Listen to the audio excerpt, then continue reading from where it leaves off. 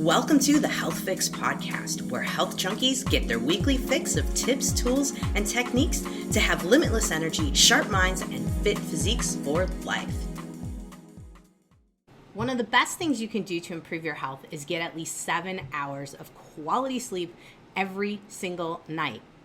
I know, it's hard to get that much sleep.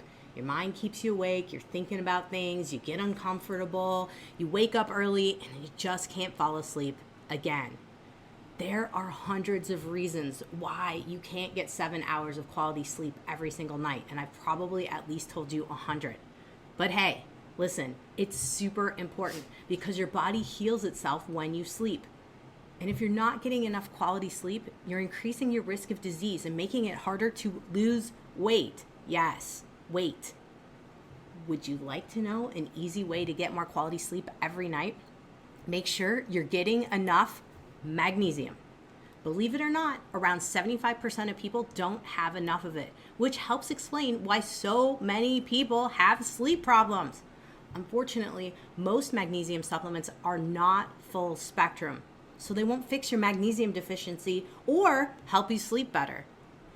There are actually 7 unique forms of magnesium, and you must get all of them if you want to experience its calming, sleep-enhancing effects.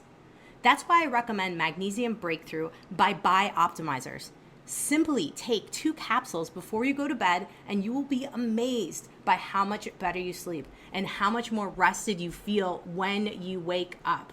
For an exclusive offer for my listeners of the Health Fix podcast, you guys want to go over to www.magbreakthrough.com/healthfix. And you can save up to 42%.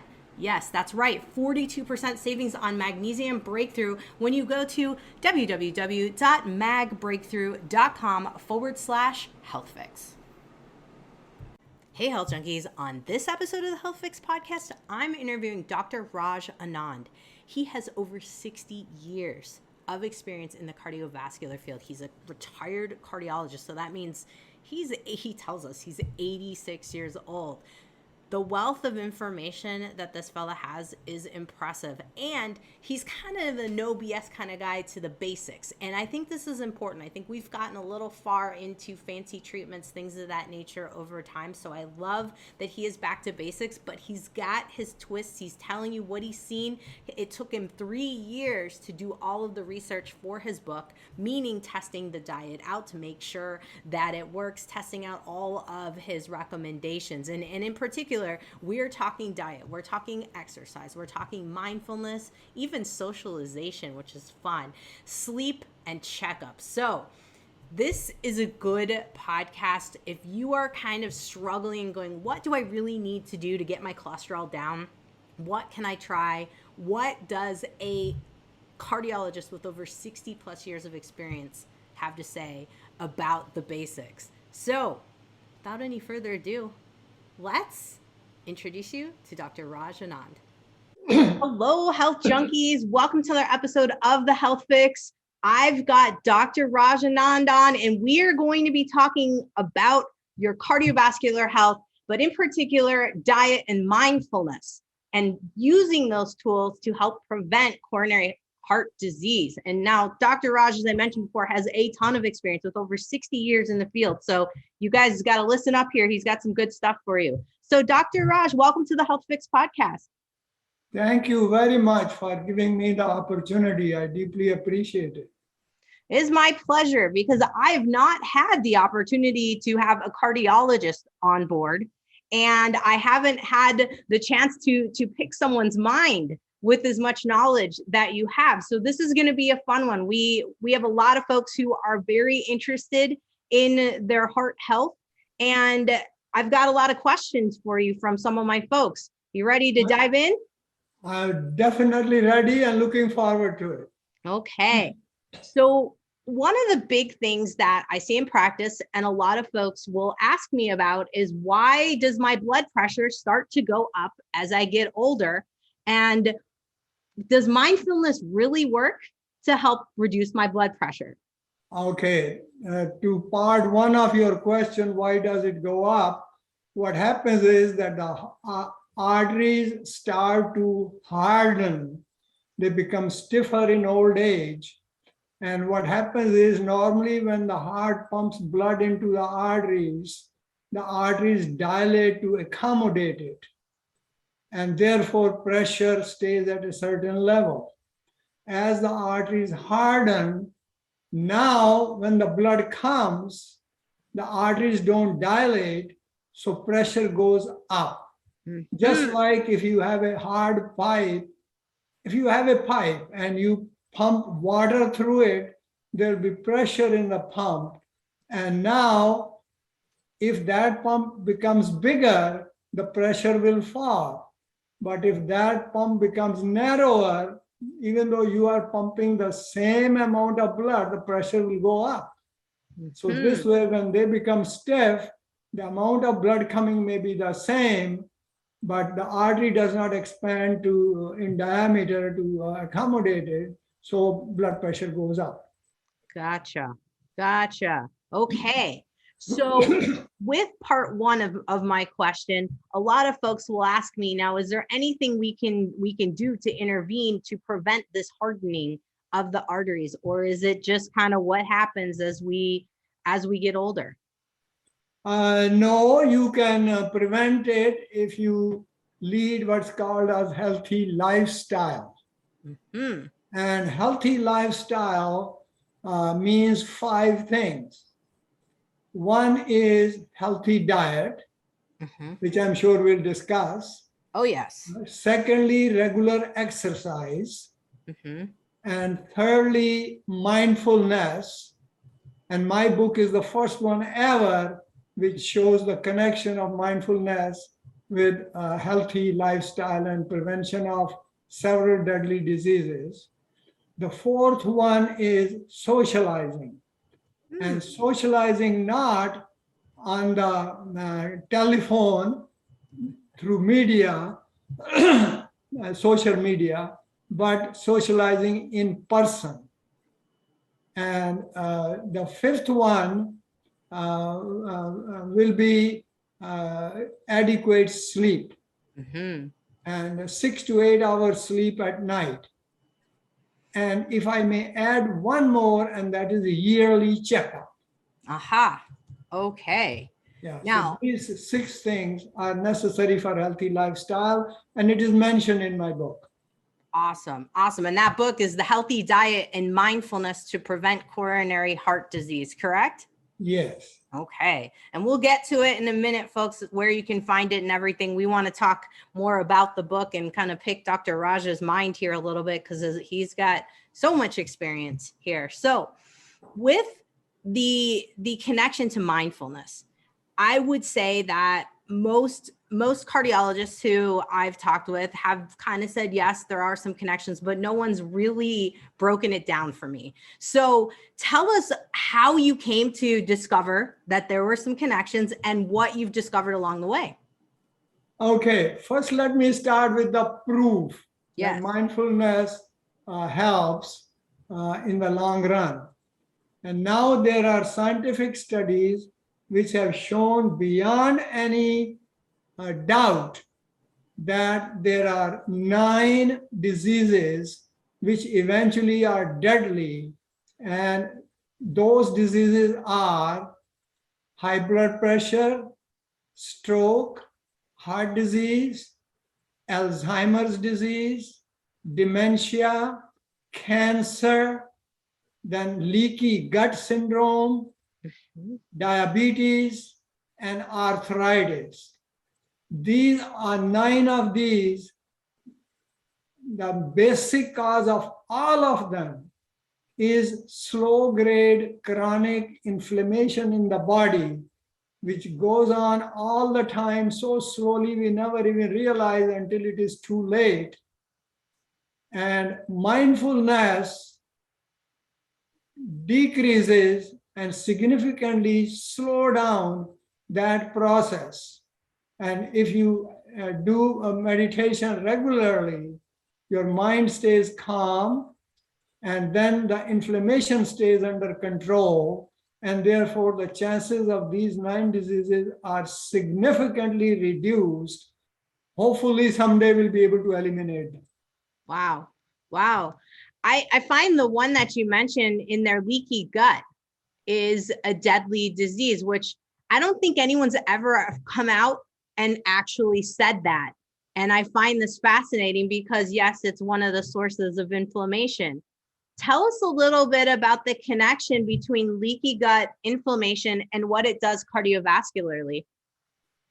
Okay. Leaky gut, first of all, what it is, that in the intestines, there is inner lining called endothelium, and that becomes inflamed or swollen. And that inflammation prevents the absorption of nutrients and leads to all the symptoms of like uh, fullness and cramps, diarrhea, alternating with constipation, and it is quite miserable.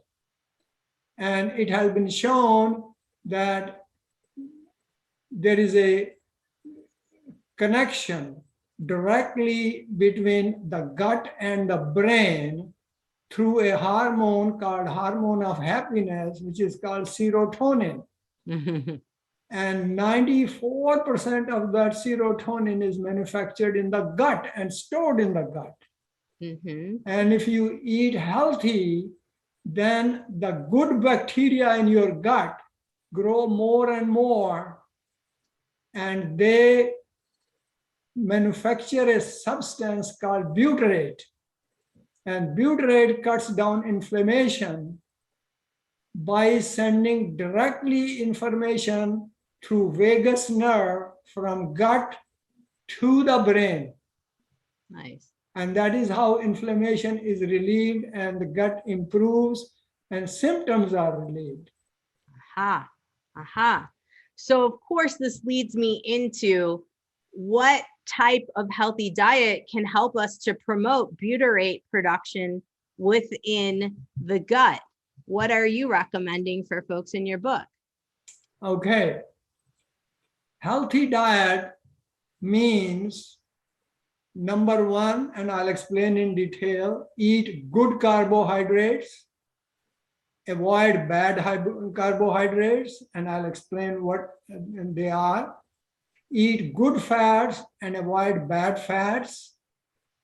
And then eat a lot of antioxidants, which I'll explain, and probiotics and prebiotics. And good news, adequate amount, not too much of everything is bad, of very dark chocolate. And Nice. the chocolate, when I say very dark, that means it should be more than 70% cacao content in it. If it is less than 60, don't buy it. Start with 70, 75% and slowly build it up. I eat half an ounce of it every evening after my meal as my dessert of 88%. Wow. Which may be a little bitter for others, so you can start at 70 and build up. Now let me explain each one. When I said eat good carbs, that means fruits, vegetables, beans, and whole grains. Okay. The bad carbs are sugar, which is the worst, and then cornmeal and corn starch, and white flour. Now, rice is also considered to be a bad carb because it does not have fiber in it. Good carbs are those which have a lot of fiber in it, which have very little or none are bad carbs. But if you eat rice with beans, and we always do, and chew it well, then that rice gets mixed with beans, which have a lot of fiber, and therefore it becomes and acts like a good carb because it is slowly absorbed in the gut and blood sugar doesn't go up. Whereas if you eat bad carbs, they are absorbed very quickly and blood sugar goes way up, which leads to a phenomenon called insulin resistance. And that leads to obesity and weight gain especially that weight gain is at the places where it's difficult to take off, like belly and hips and waist. Yes. So those are the good carbs and bad carbs.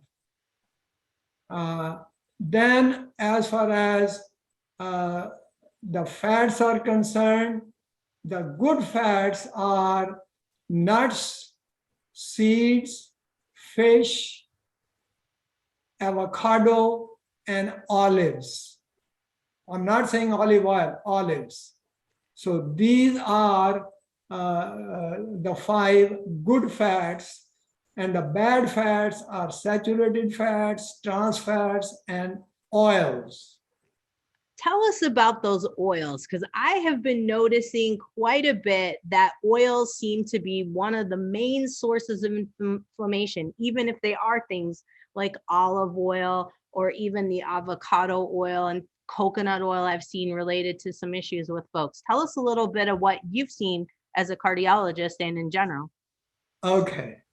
I am the first one who pointed out in my book that as far as you mentioned avocado oil, first of all, if one can avoid oils completely and cook in, say, tomato-based sauce, that would be the best. But if you cannot and you must use oil, then the least bad is probably this avocado oil. Mm-hmm. It may not be bad at all, but one thing is certain that this is the least one. The other ones, canola oil and olive oil, these are omega-9 oils. And then omega-6 oils are sunflower oil, safflower oil, soybean oil, corn oil. So those oils are omega-6. And omega-6 oils, there is sesame oil in there too. We all need omega-6 and omega-3. Omega-3 is in the fish. Mm-hmm. And omega-6, we can take only 6 to 10 grams a day. And even if you avoid everything, it is present in everything. You go buy a bread, there is omega-6 in it. You have fried food, there's omega-6 in it. Yeah. So, and you eat beans, there's omega-6 in it. You eat whole grains, there's omega-6 in it. So 6 to 10, you don't have to worry. Don't count on it, you will get it. But if you eat more than 10, that leads to inflammation. Aha. And then that leads to these deadly diseases eventually. And that is why it is suggested avoid oils, possibly all. If not, then prefer avocado oil in the minimum amount that you use. Now, why not canola oil and olive oil? Mm-hmm. Canola oil, Canadians have been very clever. It comes from rapeseed, and they advertise it rich in omega-3. Now, what happens is omega-3 is very sensitive to pressure and temperature.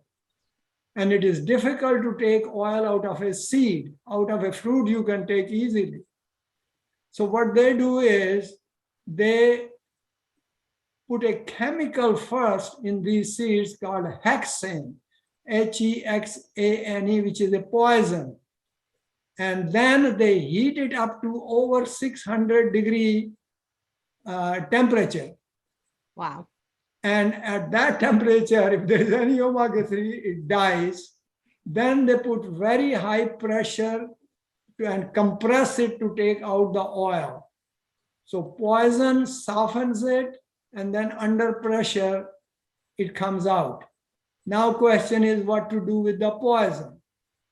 So they distill it, and during distillation, still they cannot get it out completely. Then they put bleach and bleach it, and then the foam comes at the top, and from underneath they drain the oil. And when Canadians supplied that oil for the first time to United States, our FDA rejected it. They said during the process, a chemical has been formed, which is called erucic acid, ERUCIC, and that is very bad for the heart muscle. It weakens the heart. So until you take that out, we are not going to allow it. So some Canadian scientists got together and they managed to get rid of erucic acid, but not completely. And also some scientists claim that when you go and buy canola oil on the shelf, there is still traces of hexane poison in it. It's not free.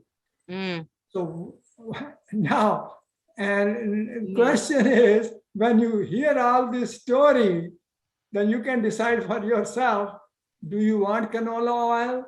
And unfortunately, the most used oil in the whole world is canola oil because of this advertisement that they do. Yeah.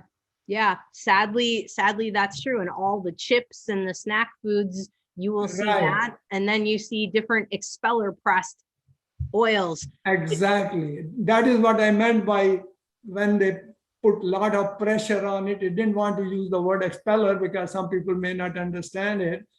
And then comes olive oil. Yes. Now, olive oil, people eat in the Middle East and it is in the Mediterranean diet, and there are areas where people live long. This question was raised, is it healthy for you? And Dr.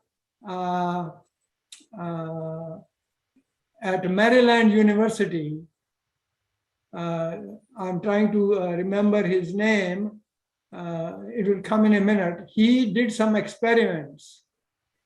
And what he found was he gathered 22 medical students in their 20s, and he gave them bread and olive oil.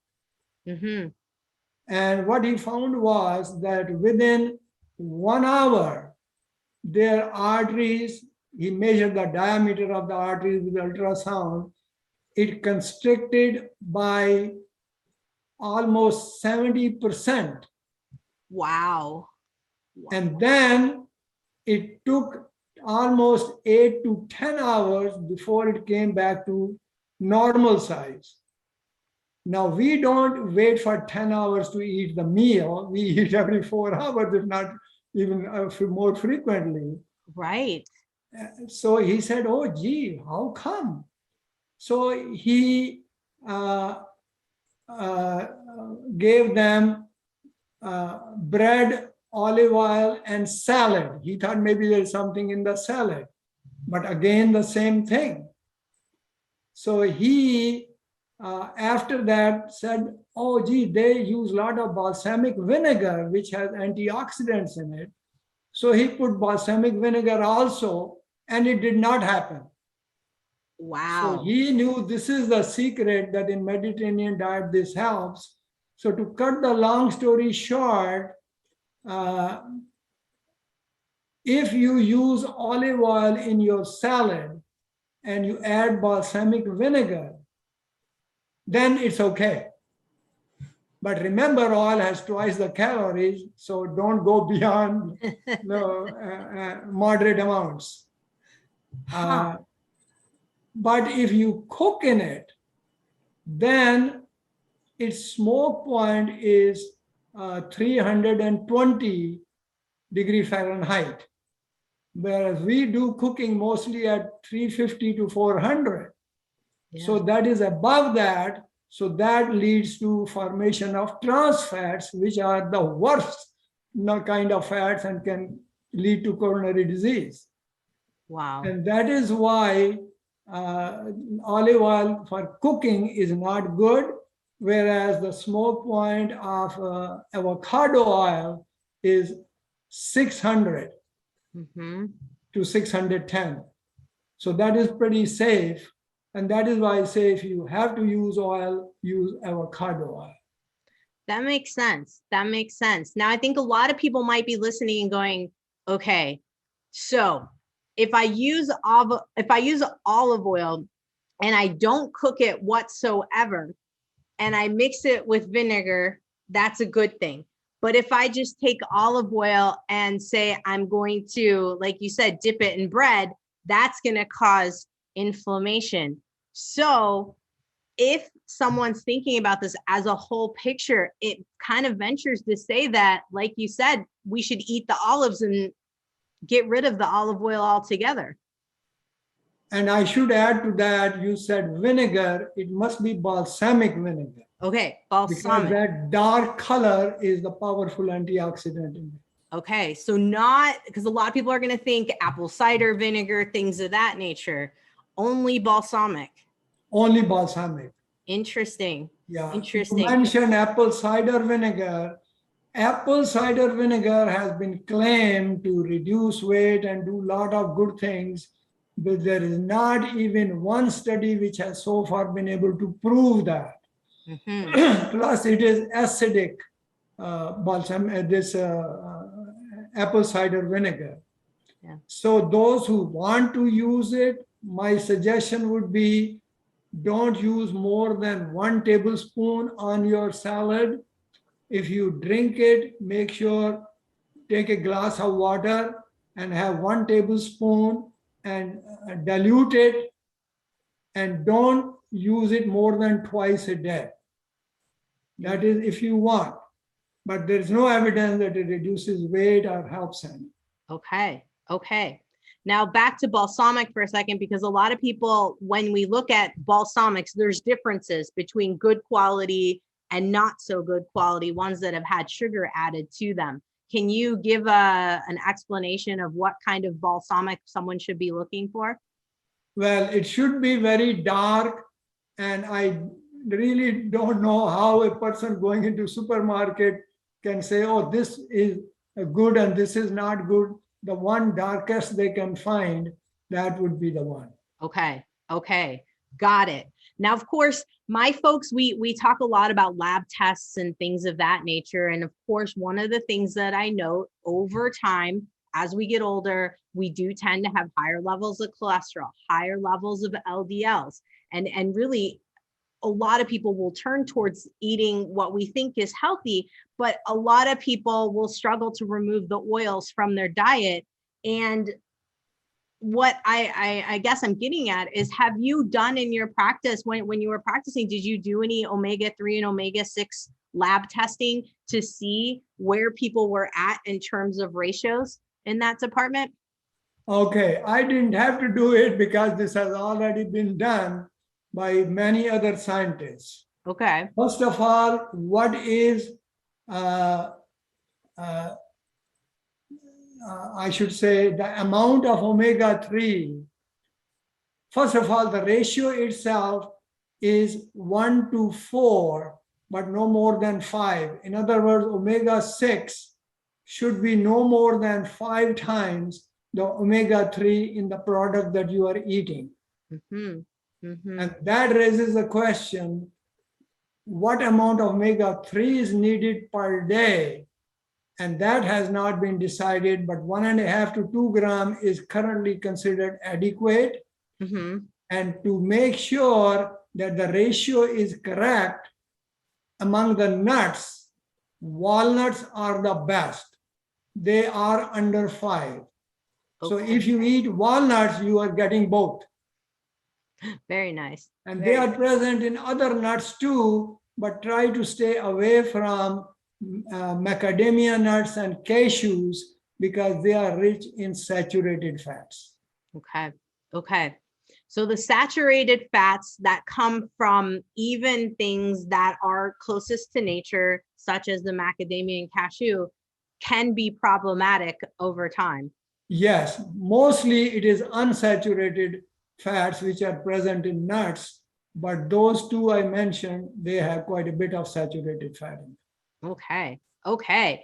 Well, I think a lot of people are going to be rethinking their fats now. And I've talked about it more recently, since as I've gotten older, I've really noticed that it does seem to make a difference what's going on with the fats. Yeah. And in my book, I have mentioned, talking of walnuts, that if you eat 8 halves of the walnuts every morning, or a combination of 4 halves of walnuts and 35, 36 pistachios, you have the whole day supply of omega-6 and omega-3. You don't have to worry after that. Wow, you're speaking my language there. I love both of those nuts. I could live off of both of those. So I like this already. I do that every day too. Nice. And I exercise 1.5 hours every morning, 6 days a week. And I am going to be 87 in 6 weeks. Wow. Wow. 87. Holy cow. You have so much experience. So tell us a little bit more about your exercise routines, because I think a lot of people, we've been told for so many years, 30 minutes a day, 5 days a week, and it just keeps getting repeated and recycled. And I find that might not be the way to go, especially what you're telling me now. Okay. If you are doing strenuous exercise, because young people do that, then for half an hour a day, 5 days a week is fine. But those 5 days that you do should be such that no more than 2 days should lapse between 2 exercise days. Okay. Okay. Right. Now, if you are doing moderate exercise, like brisk walking, that is half an hour each day for 5 days a week. And I'm sorry, I misquoted. If you do strenuous exercise, then half an hour each day, 3 days a week. Okay. But those 3 days should not be Monday, Tuesday, Wednesday. There should not be more than 2 days between the 2 consecutive exercise days. Okay. So strenuous exercise, half an hour a day, 3 days a week. If it is brisk walk, then half an hour a day, 5 days a week.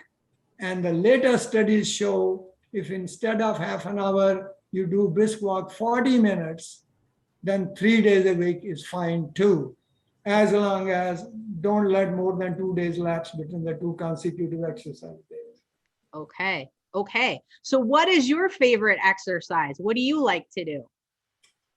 Okay. What I do is stretching, strengthening, and aerobics. Mm-hmm. And everybody should try to include all these. And I would strongly advise that in the beginning, at least a few times, have somebody instruct you in the proper way as to what are the good stretching and strengthening exercises and aerobics. Now, I do Mondays and Thursdays yoga, nice, which is quite strenuous, followed by interval bicycle training exercise. And on Tuesdays and Fridays, I do what I call as Western exercises, and there are 30 of them. Oh, wow. I spend in the morning, and that is also very good, but nobody has to do all the 30, and just have the instructor tell you a few, and make sure to increase them gradually, not the very first week and you start doing that.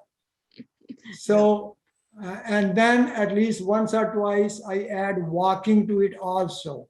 Besides bicycle or walking on the treadmill, if weather is good, then I go outside. Then Wednesdays and Saturdays, I do Tai Chi. Nice. And followed by, it is a part of yoga, mindful movements. And they are very good at stretching every part. And that is followed by my upper body weightlifting. Okay. So my lower body does a lot of work during the week anyways. So I spend those 2 days upper body building. So this is what I do. On Sunday, I take it easy. It's a healing day. So whatever damage you do to your body, that heals, and Monday you are ready again. And usually I try to go at least for a walk on Sunday. And those are the exercises I would advise everyone. Don't just do one type and keep doing that. Keep it interesting. It sounds like you're never bored when you are working out. Yes. How long have you been doing this regimen for? I have been doing it for quite a few years. Previously, me and my wife used to go and swim. Now, I used to take even 60 laps Wow. at a given time. And then she died, and for a little while, I was very irregular, not feeling like doing anything. And that is when meditation turned my life around. And I'm very grateful for that.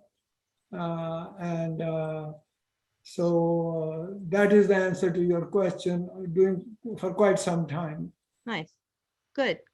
So tell us about the meditation and the mindfulness, since, this is your unique part of being a cardiologist talking about this.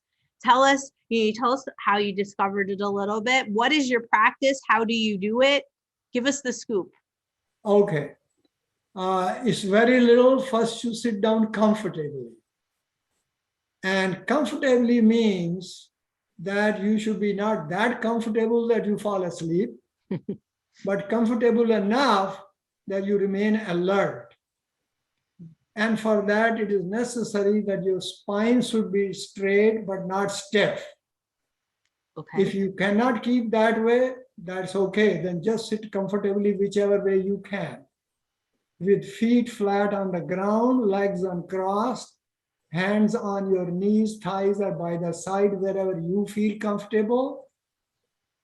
And then bend your chin slightly so you can look at the floor a few feet away, and then lips apart, and loosen your muscles of the jaw and the muscles of the face.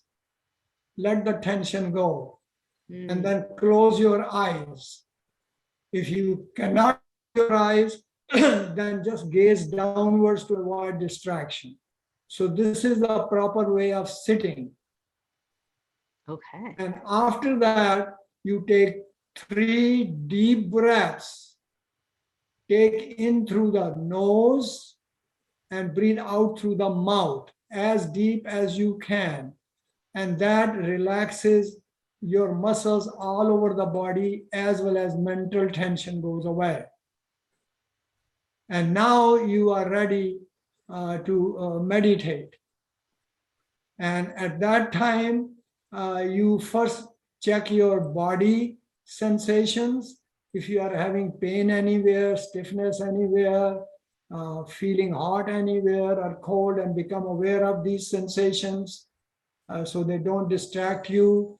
And you will find sometimes sensations during meditation which you have never felt before, and they are normal, like numbness and tingling. And so feel for that. If they are anywhere, just note them.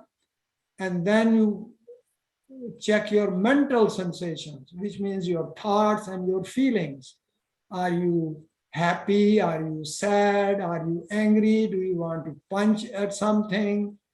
And whatever it is, or what you are thinking, thoughts, whatever it is, just acknowledge it in 1 or 2 words. I am thinking, or I am angry, and then let go of it. And after that, again, take 1 slow, long, deep breath in through the nose, out through the mouth. Now you have mental tension very, very low or gone, and you are ready to start meditation. And this normally should not take more than 2 minutes. Wow. And after that, when you start meditation, you focus on your breath. And to focus on the breath, if you notice the area below the belly button of the stomach, when you breathe in, it moves out and up. And when you breathe out, it falls back and in. Mm-hmm. And there are associated sensations with it inside the belly, sensation of filling during inhale and emptying during exhale. Get familiar with those sensations. Similarly, in the chest expands during inhale and you have sensation of filling. And when chest retracts during exhale, you have feeling of collapsing, emptying. And then when the air enters the nose, it feels cool.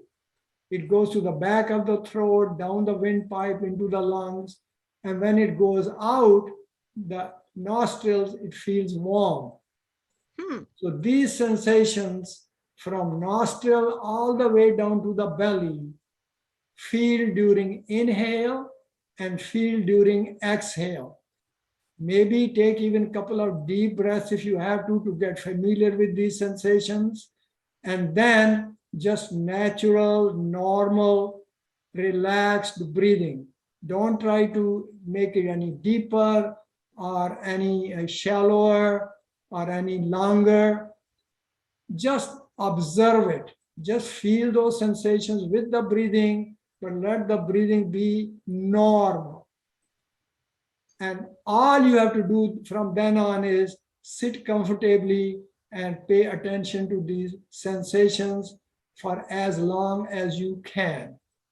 If you are new, you cannot sit for more than 5 minutes, that's okay. Even 2 minutes is fine.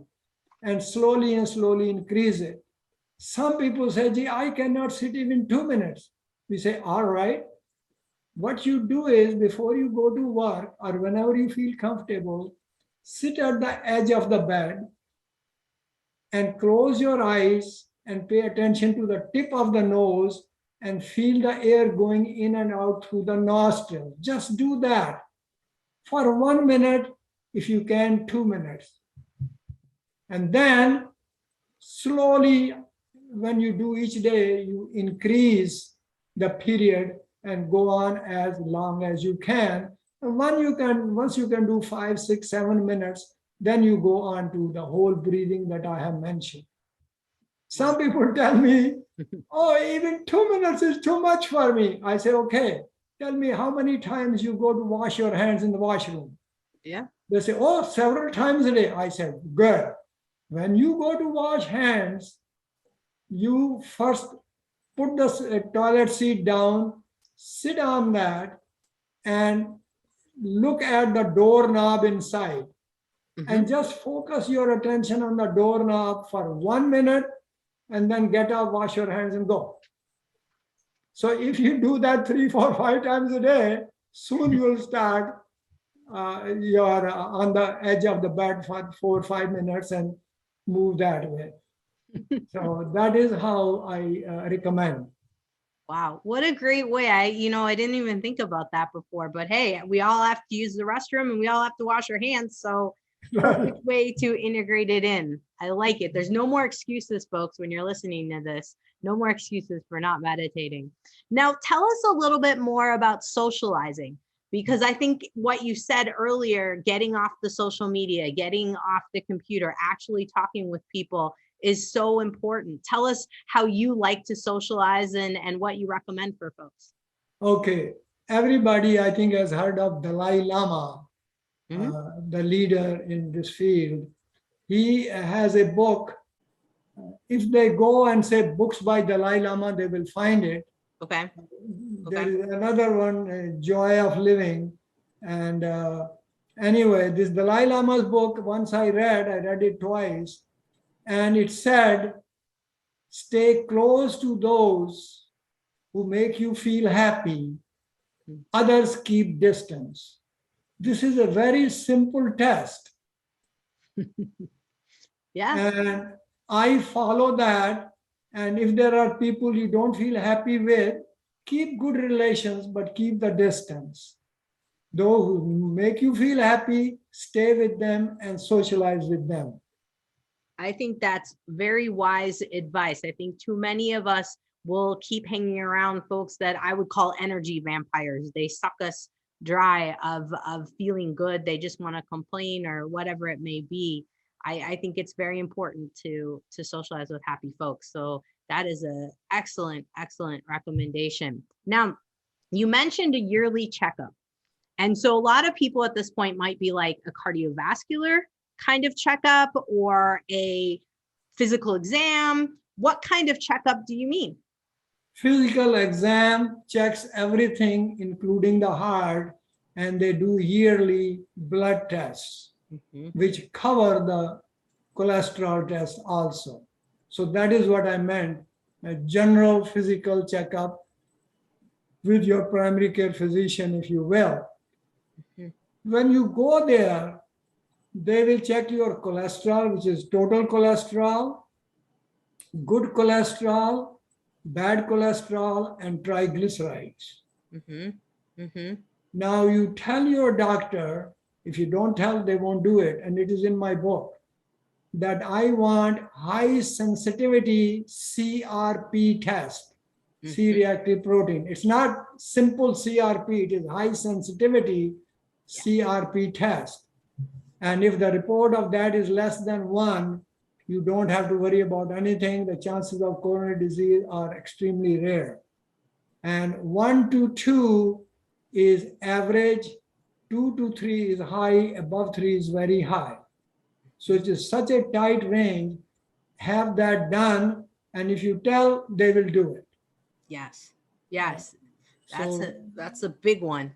I like right. that one. And the aim should be eventually the cholesterol should come down to 150. They accept it less than 200, but the aim should be to bring it down as much as possible and close to 150. Okay. And that's for total cholesterol. For the total cholesterol. And what do you think about the LDL, otherwise known as the bad cholesterol?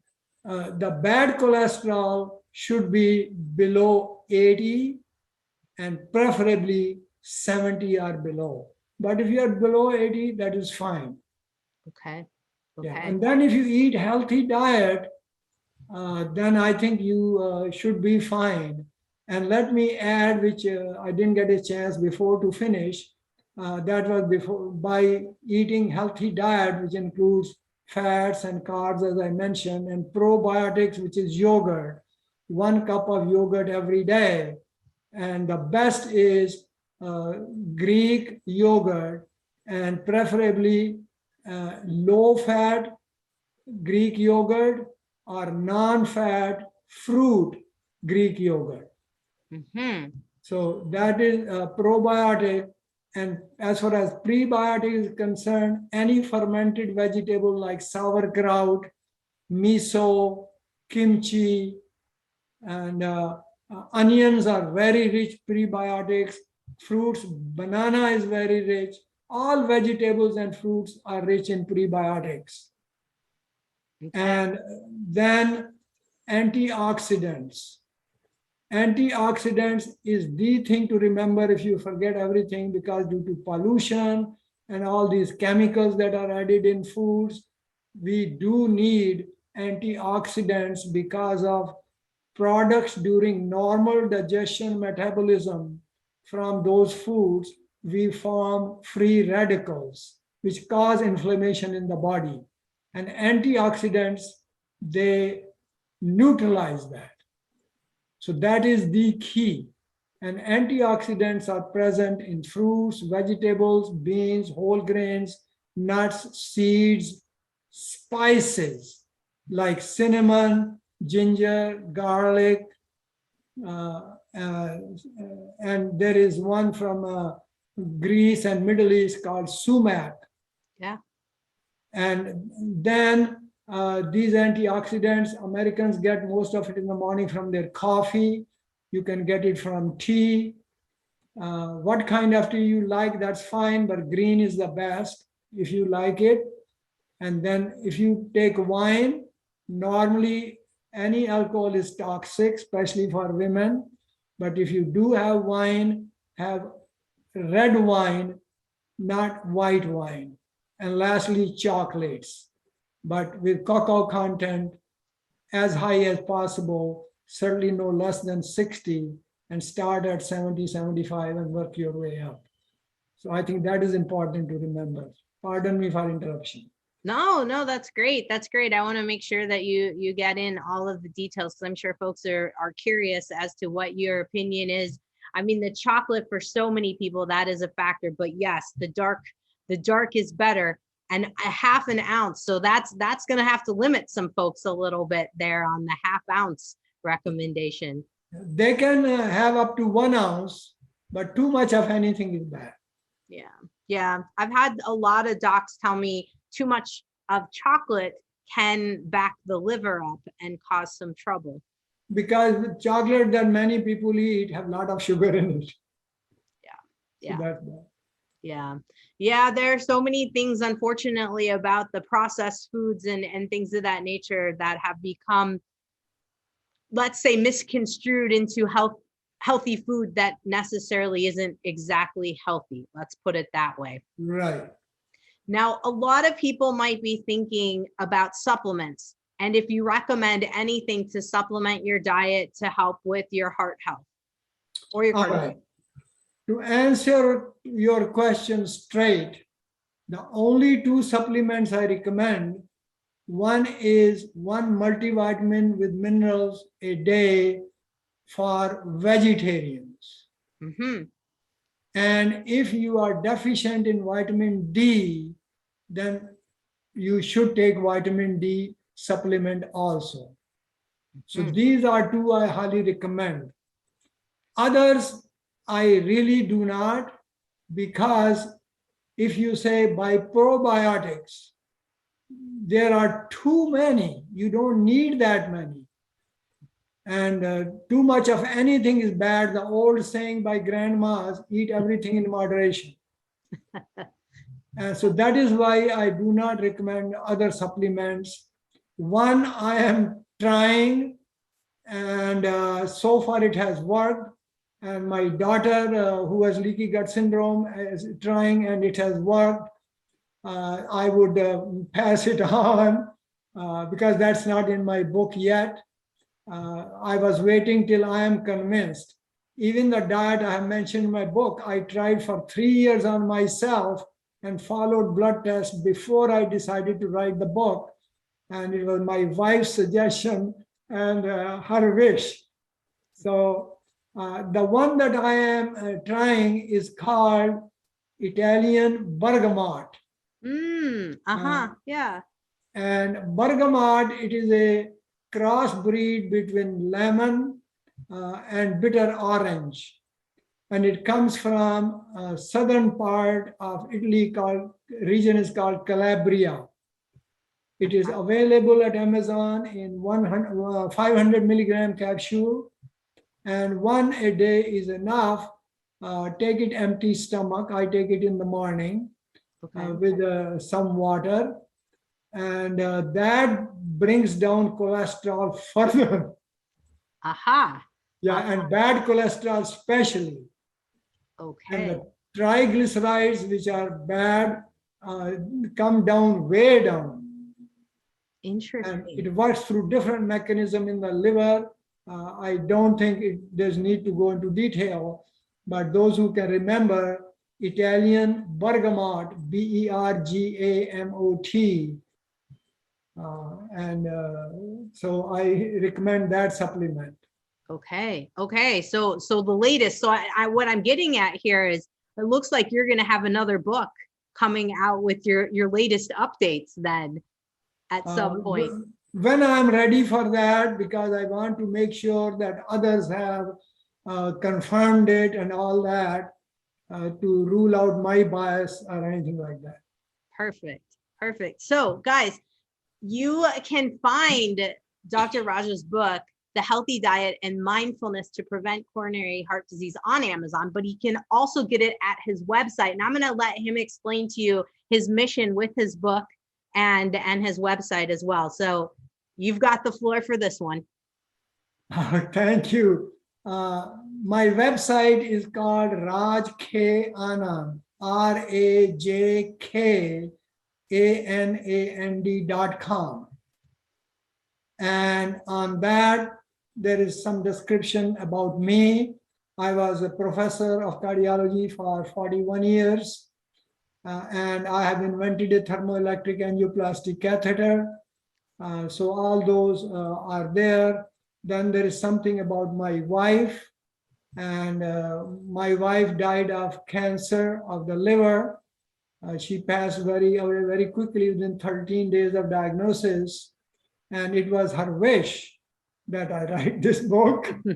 So I wrote it, and all the monies go directly from Amazon to Dana-Farber Cancer Institute in the loving memory of my wife. Then when they go to my website, they will find my podcast, which I do once a month. They can listen to it. And then at the top right corner, there's a card. If they click on that or click on buy, B-U-Y, they connected directly to Amazon, and they can order the book on Amazon. First, they can review, read the reviews, and then they can order it. The price is $13.99. I try to keep it as cheap as possible so everybody can afford it, and we can sell more and more books to get more money to Dana-Farber Cancer Institute. And there is my email address, rajkanand@icloud.com. They can always reach me on that email address if they have any questions after reading the book. And I promise that I will answer that. I love that. Yeah. I love that. Just they should try to mention that they read this from my book, so I know it is not a fake call, because a lot of hacking going on. Yes, that is a big thing. So folks, make sure you mention that. But that is wonderful of you to be sharing, all of this information with folks. I think for a lot of people, we have a lot of folks who write about health and wellness, but not someone who's been in the trenches, if you will, for as many years as you have. And that to me is very important to hear what you found in all these years to be the most beneficial for your overall health and cardiovascular health. Thank you.